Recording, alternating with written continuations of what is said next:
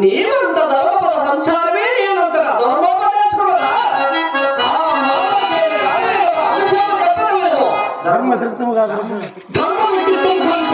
ధర్మమనగారెట్టిది శాస్త్ర పురుషము లోకమిద్దము కాని ధర్మము లోకాచారములకు ధర్మములకు సంబంధం లేదే నా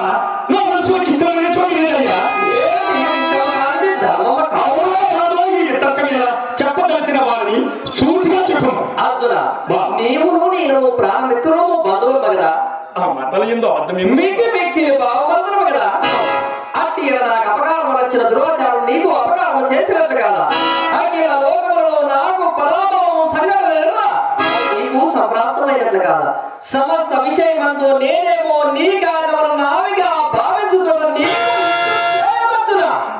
నేను వధించుతున్న వారికి నీవు శరణమ సంగవచ్చునా అర్జున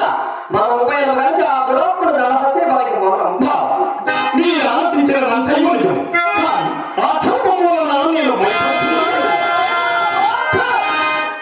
నేను నీకు వయోధికుడు